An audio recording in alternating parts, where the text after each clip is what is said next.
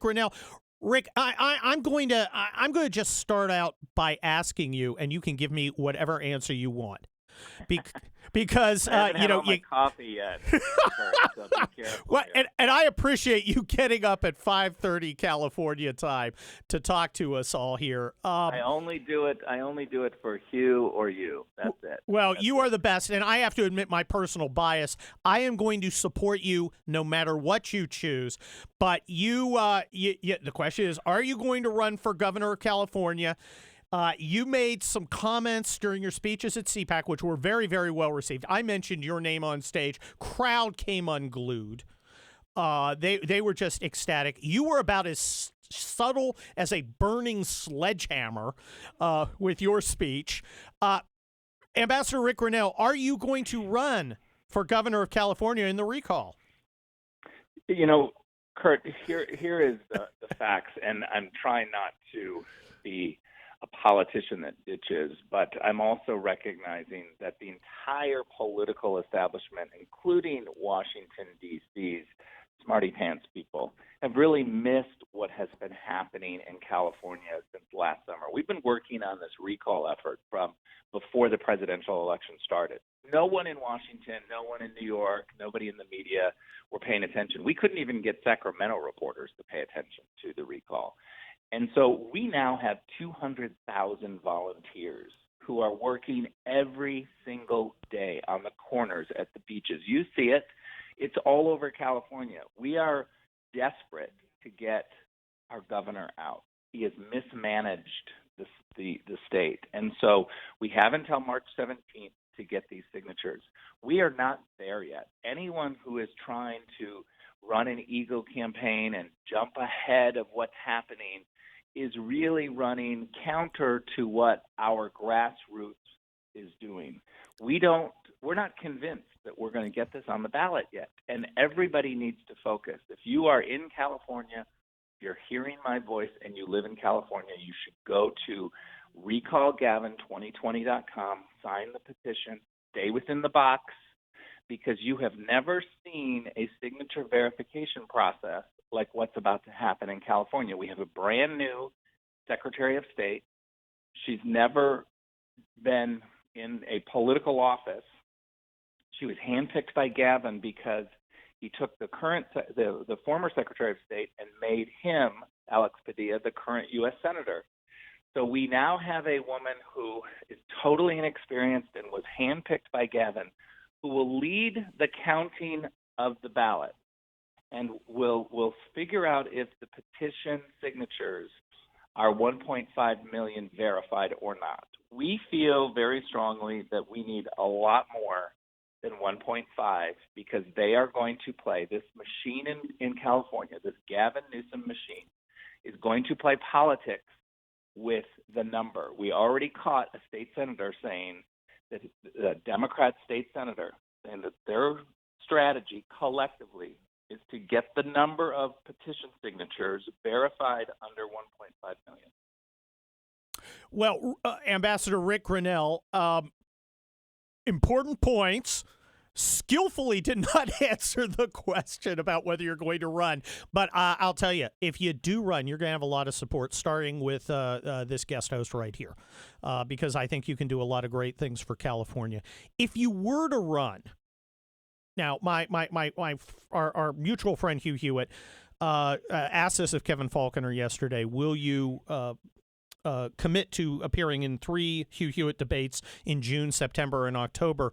I know he's going to beat me around the head if I don't ask you the same thing. If you do decide to run, if you feel it's the right thing for the state of California and the right thing for the movement, if you do run, would you appear at Hugh Hewitt's Nixon Library debates in June, September, and October?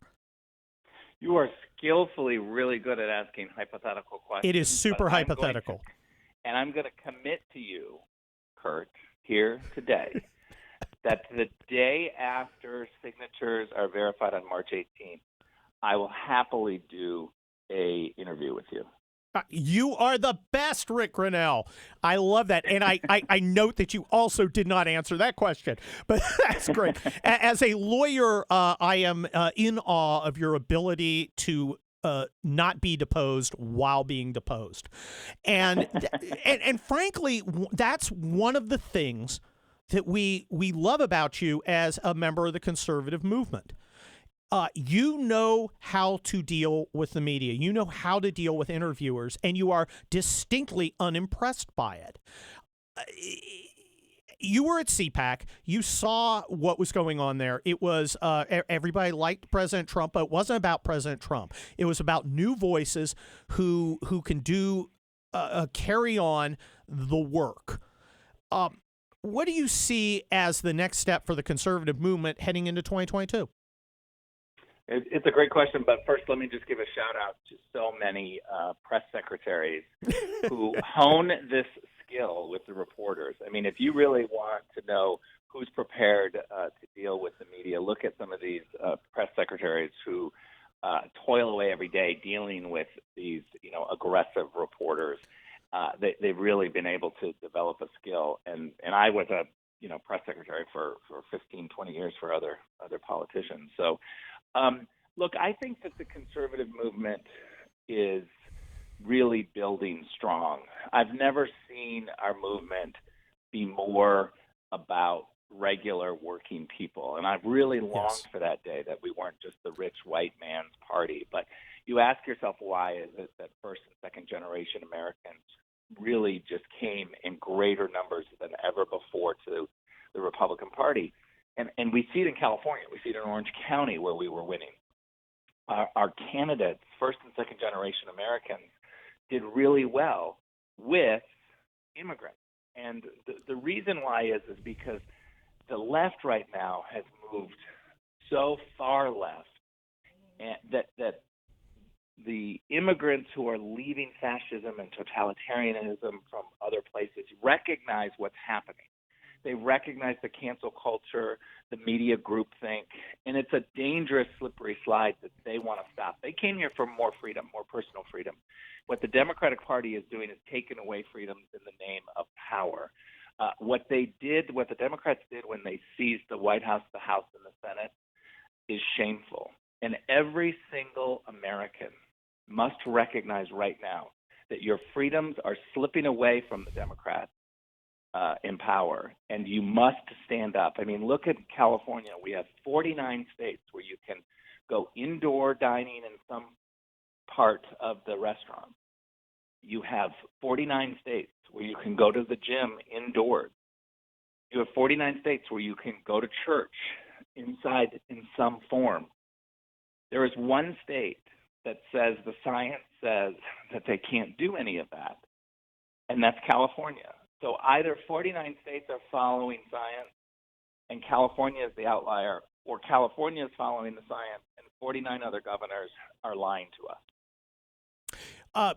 Ambassador Ric Grenell, Governor Greg Abbott and Governor Tate Reeves of Texas and Mississippi, respectively, yesterday announced, in contrast to the president who said, well, I might get back to normal next year, when I doubt he'll still be president, but that's a different story. Abbott and Reeves both said, we are opening up. No mask mandates, no business closures. Everything's open up. Rely on your own best judgment about how you want to behave. You want to wear a mask. You don't. We're getting the kids back to school. We're opening up. And Governor Newsom, we're still spinning.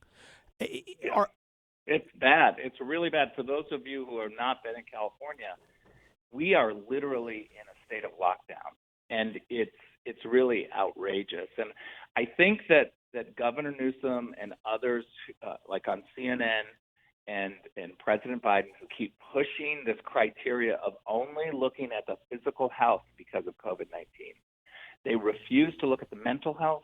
They refuse to look at the economic health. These are criteria that you must use because we are suffering. Our kids are literally increasing their problems mentally. We see suicides on the rise. because the Democrats refuse to look at mental and economic health when considering what to do. No one is suggesting that you shouldn't be smart in Texas or Mississippi when you go out. What we are saying is we are at the point where we have the vaccine. We have a large portion of our population that have been exposed already. We must realize every single person is going to be exposed to COVID-19. You're not going to stop the exposure. Every single person will be exposed. The question is, are we prepared? Are you being smart about who you're exposing? But the reality is that wearing a mask does not stop exposure. It delays, it helps prevent in some cases, but ultimately, every single person in America will be exposed to COVID-19.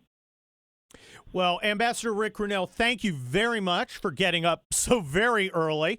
Once again, I admire your ability to brush away questions like you're waving away a fly. Thank you, Ambassador Ric Grenell. I'm behind you 100%, no matter what you choose to do. Please keep serving our country the way you have for so long and so well. This is the Hugh Hewitt radio program.